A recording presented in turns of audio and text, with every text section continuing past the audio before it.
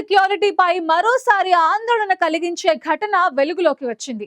ప్రపంచవ్యాప్తంగా 183 మిలియన్ల ఈమెయిల్ అకౌంట్ల పాస్వర్డ్లు బయటపడినట్టు సైబర్ భద్రతా పరిశోధకులు వెల్లడించారు. వీటిలో పెద్ద సంఖ్యలో జీమెయిల్ అకౌంట్స్ కూడా ఉన్నాయనే సమాచారం బయటకొచ్చింది. ఈ డేటా లీక్ వివరాలు అక్టోబర్ 21న హేవ్ ఐ బీన్ ఫౌండ్ అనే ప్రసిద్ధ డేటా బ్రీచ్ ట్రాకింగ్ ప్లాట్ఫామ్ లో బయటపడ్డాయి. ఈ వెబ్సైట్ సాధారణ వినియోగదారులు తమ ఈమెయిల్ లేదా పాస్వర్డ్ హ్యాక్ అయ్యాయా లేదా అని తనిఖీ చేసుకోవడానికి ఉపయోగిస్తారు. ఈసారి అందులో నమోదైన లీక్ పరిమాణం 2025లో ఇప్పటి వరకు జరిగిన అత్యంత భారీ డేటా లీక్లలో ఒకటిగా నిపుణులు గుర్తించారు.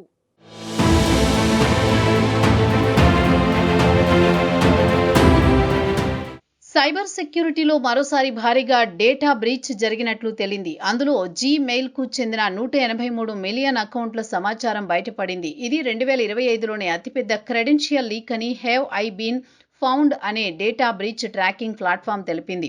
ఈ ప్లాట్ఫామ్ బ్రీచ్లలో పాస్వర్డ్లు, ఈమెయిల్లు బయటపడితే యూజర్లకు అలర్ట్ చేస్తుంది. ఈ పాస్వర్డ్లు సాధారణ హ్యాకింగ్ దాడుల్లోంచి రావడం కాదని, ఇవి ఇన్ఫోస్టీలర్ మాల్వేర్ అనే ఒక ప్రత్యేక రకమైన సాఫ్ట్వేర్ ద్వారా సేకరించబడ్డాయని సైబర్ సెక్యూరిటీ విశ్లేషకులు తెలిపారు. లక్షల సంఖ్యలో మా ప్రోగ్రాంలను చూస్తున్నారు, కానీ అందులో 15% మంది మాత్రమే సబ్స్క్రైబ్ చేసుకుంటున్నారు. దయచేసి ఐ న్యూస్ ఛానల్ను సబ్స్క్రైబ్ చేయండి.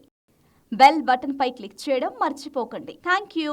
ఈ మాల్వేర్ యూజర్ కంప్యూటర్ లేదా మొబైల్లోకి చొరబడి అందులో ఉన్న బ్రౌజర్ లాగిన్ వివరాలు, పాస్వర్డ్లు, బ్యాంక్ సమాచారం వంటివి సున్నితమైన డేటాను దొంగిలిస్తుందన్నారు. జీమెయిల్ సర్వర్లు హ్యాక్ కాలేదని, యూజర్లు సొంత పరికరాల్లోని మాల్వేర్ ద్వారా ఈ పాస్వర్డ్లు బయటకు పోయాయని తెలిపారు. ఇక ఈ విషయం సోషల్ మీడియాలో వైరల్ కావడంతో అనేక మంది దీనిని జీమెయిల్ డేటా బ్రీచ్గా పరిగణించారు.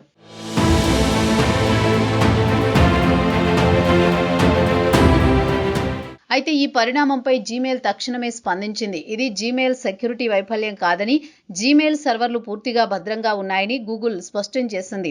అది మాత్రమే కాదు, కంపెనీ తమ సోషల్ మీడియా పోస్టుల ద్వారా కూడా మిలియన్ల జీమెయిల్ అకౌంట్లు హ్యాక్ అయ్యాయి అన్న వార్తలు పూర్తిగా తప్పుడు వివరాలని వివరణ ఇచ్చింది.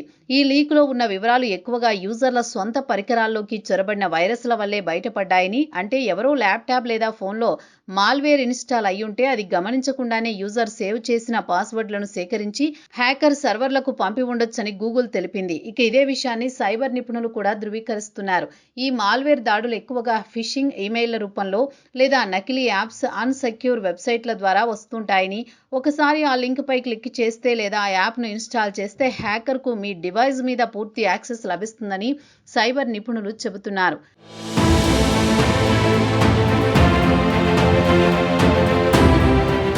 పాస్వర్డ్ లీక్ అవ్వడంతో సైబర్ నిపుణులు పలు సూచనలు చేశారు. పాస్వర్డ్లను తరచుగా మార్చడం, 2 ఫ్యాక్టర్ అథెంటికేషన్ ఆన్ చేయడం, తెలియని లింకులు, ఫైళ్లు ఓపెన్ చేయకపోవడం, అలాగే అధికారిక గూగుల్ ప్లే స్టోర్ లేదా యాపిల్ యాప్ స్టోర్ నుంచి మాత్రమే యాప్స్ డౌన్లోడ్ చేయాలని సూచించారు. ఈ 183 మిలియన్ల డేటా లీక్లో జీమెయిల్తో పాటు ఇతర ఈమెయిల్ సర్వీసులైన యాహూ, అవుట్లుక్, ప్రోటాన్ మెయిల్ వంటి ప్లాట్ఫామ్లు, అకౌంట్లు కూడా ఉన్నట్టు తెలుస్తోంది. ఇలాంటి డేటా బ్రీచ్లు ఇప్పుడు సాధారణం కావడం ఆందోళన కలిగిస్తోంది. ఒక పాస్వర్డ్ లీక్ అంటే అది కేవలం ఒక ఈమెయిల్ సమస్య కాదని, దానితో పాటు banking, social media, digital identity అన్నీ ప్రమాదంలో పడతాయని నిపుణులు హెచ్చరిస్తున్నారు. ఈ ఏడాది ఏప్రిల్, మే నెలల్లో దాదాపు 184 మిలియన్ అకౌంట్ల డేటా లీక్ అయ్యింది. మళ్ళీ ఇప్పుడు హ్యాకర్లు మాల్వేర్ ద్వారా ఈ డేటా బ్రీచ్కి పాల్పడ్డారు.